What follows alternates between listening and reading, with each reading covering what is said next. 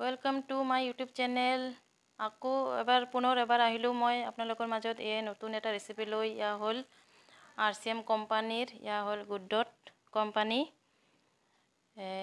এই ৰেচিপিটো বনাবৰ কাৰণে কি উপকৰণ লাগি আছে প্ৰথমে এই দুটা পিঁয়াজ মিডিয়াম সাইজৰ, দুটা বিলাহী মিডিয়াম সাইজৰ আৰু আদা নহৰু। ইয়াতে আছে এটা নহৰু বাকলি এৰাই থৈ দিছোঁ, আৰু আদা আৰু কেঁচা জলকীয়া আৰু তেজপাত।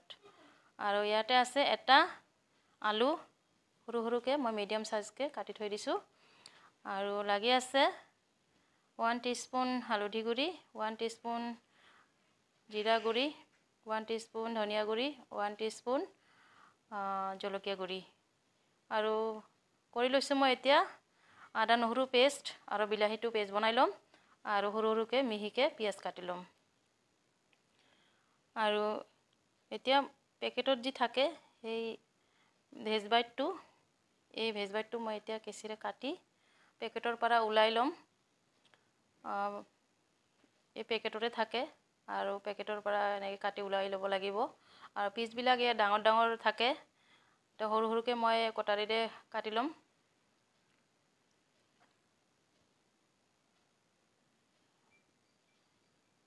এইটো এতিয়া হাতেৰে এৰাব লাগিব,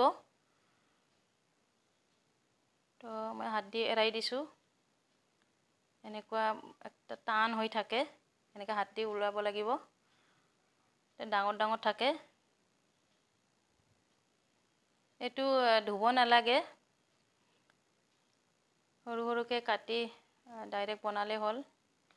তো এইটো হয় RCM কোম্পানীৰ, আৰু এই ট্ৰেডিশ্যনেল মাৰ্কেটত নাপায়, এই RCM কোম্পানীতে পাব, পিকআপ চেণ্টাৰত। যদি আপোনালোকে এই ৰেচিপিটো মোৰ চাই কেনে ভাল পায়, তেনেহ'লে যদি বনাব খোজে ঘৰত আনিকে, তেনেহ'লে পিকআপ চেণ্টাৰৰ পৰা আনি বনাই খাই টেষ্ট কৰি চাব। আপোনালোকে নিশ্চয় খাই ভাল পাব। ইয়াক খালে একদম মাংসৰ নিচিনাই লাগে, কিন্তু নিৰামিষ হয়।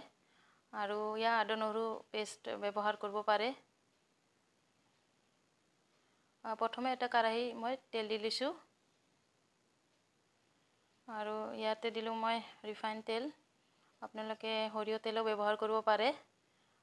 মই এতিয়া এইটো অলপ ফ্ৰাই কৰি ল'ম তেলত।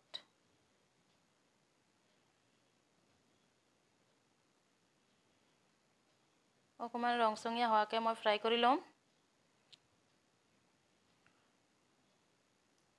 আৰু ফ্ৰাই কৰাৰ টাইমতে মই অকণমান ইয়াতে নিমখ দি ল'ম। দিছোঁ অকণমান নিমখ।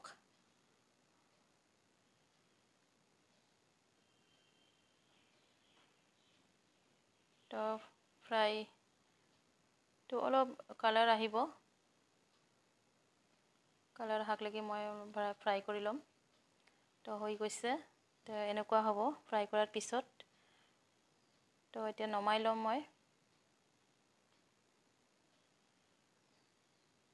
আৰু এই ফ্ৰাই কৰাৰ পিছত এই বস্তুটো অকণমান টান হয়, তো এইটো যেতিয়া মই পানী দি পেলাই সিজাম, বনোৱাৰ পিছত কিন্তু একদম ছফ্ট হৈ আহিব।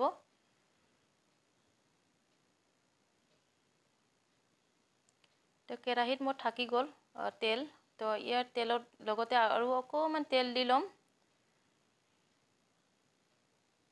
এই তেলতে বনাব পাৰি।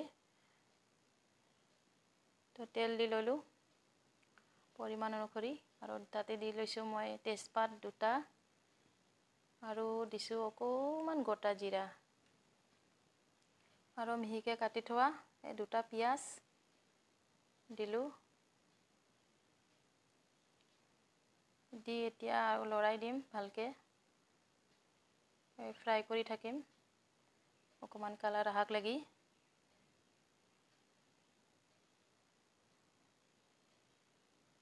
আৰু ইয়াতে মই এড কৰি দিম লগতে আদা নহৰু পেষ্ট কৰি ৰখা আছে, সেইটো মই এড কৰিম। এড কৰি পিনে মই অলপমান ফ্ৰাই কৰিম, যাতে আদা নহৰুৰ যিটো কেঁচা গন্ধ সেইটো নাথাকিব।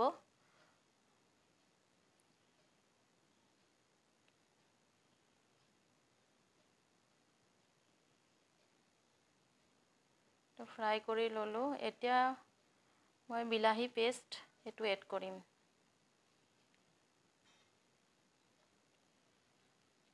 বিলাহী পেষ্ট এড কৰি দিলোঁ। আৰু ইয়াতে দিম মই এতিয়া হালধি গুড়ি দি লৈছোঁ, সোৱাদ অনুসৰি নিমখ,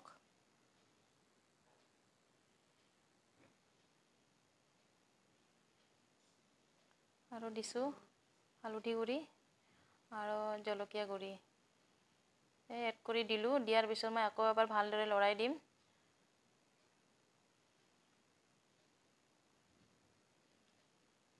তো ভালদৰে লৰাই দিছোঁ। এনেকৈ অকণমান ফ্ৰাই কৰিম ইয়াৰ কালাৰ অহালৈকে। তো এনেকুৱা হৈছে মোৰ ফ্ৰাই কৰাৰ পিছত এই মছলাবিলাক। তো এতিয়া মই ইয়াতে দিছোঁ এই কাটি থোৱা আলু, এয়া মই লগ কৰি দিলোঁ। এতিয়া মছলাৰ লগত আকৌ অকণমান মই ইয়াতে ভাজি ল'ম আলু।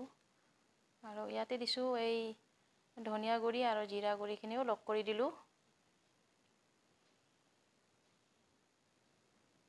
তো অকণমান লৰাই দিম আৰু ইয়াক এতিয়া মই ঢাকি দিম, ঢাকনি এখন লগাই দিম আৰু ঢাকি কিনে মই ইয়াতে 3 পৰা 4 মিনিট ল' ফ্লেমত সিজিব দিম।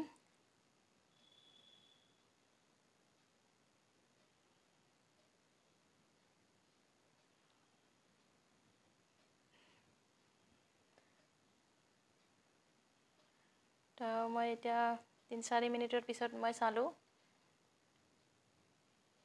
তো এনেকুৱা হৈছে, অকণমান সিজি আহিছে আলু আৰু মছলাবিলাকো মোৰ অকণমান ভাজা হৈ গৈছে। তো এনেকুৱা হৈছে। এতিয়া ভাজি ৰখা যিটো ভেজ বাইট সেইটো মই এড কৰিম ইয়াৰ লগতে। ভেজ বাইট লগতে লগ কৰি দিলোঁ আৰু ভালকৈ মিক্স কৰি ল'ম এনেকৈ।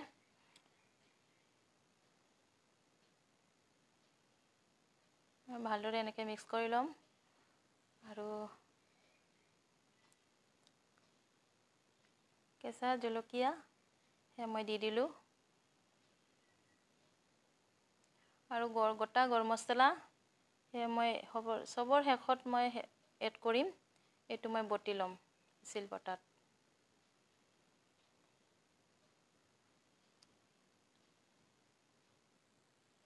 তো এতিয়া মই দিম পানী ইয়াতে।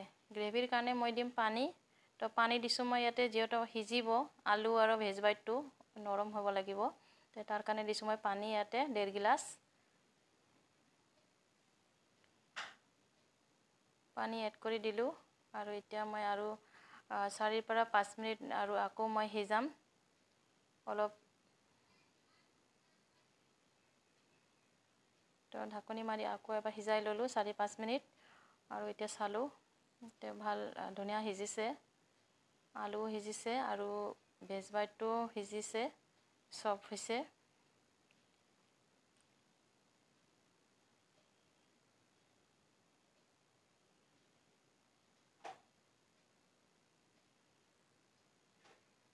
তো এই গ্ৰেভিটো এনেকুৱাই হ'ব। আৰু এতিয়া এই বনোৱাৰ পিছত আৰু এতিয়া মই চবৰ শেষত এড কৰিম গৰম মছলা। গেছৰ ফ্লেমটো অলপ কম কৰি দিলোঁ আৰু এতিয়া গৰম মছলা এড কৰি দিম।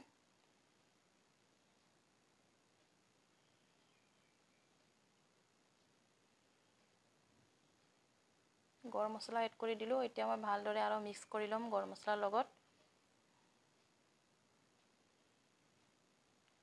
এই ৰেচিপিটো এনেকুৱাই হয় বনালে। আপোনালোকে বনালে এনেকুৱা যদি ট্ৰাই কৰে ঘৰত আনি পিনে, তেনেহ'লে খাই বৰ ভাল পাব। আৰু আপোনালোকে যদি ভাতৰ লগতো খাব পাৰিব, ৰুটিৰ লগতো খাব পাৰিব। তো খাই বৰ টেষ্ট পাব। তো ঘৰত আনি আপোনালোকে বনাব, ট্ৰাই কৰিব এনেকৈ। একদম হৈ পিনে কমপ্লিট হৈ গ'ল মোৰ ৰেচিপি। আৰু এই ৰেচিপি আজি মোৰ ভেজ মিটৰ ৰেচিপি আপোনালোকক কেনেকুৱা লাগিল? যদি ভাল লাগি থাকে তেনেহ'লে লাইক, শ্বেয়াৰ, কমেণ্ট কৰিব। আৰু নতুনকৈ যদি আপোনালোকে মোৰ চেনেলত আহি থাকে তেনেহ'লে ছাবস্ক্ৰাইব কৰিব আৰু কাষত থকা বেল আইকনটো টিপি অল কৰি দিব আৰু প্ৰথমৰ পৰা শেষলৈ চোৱাৰ কাৰণে ধন্যবাদ আপোনালোকক।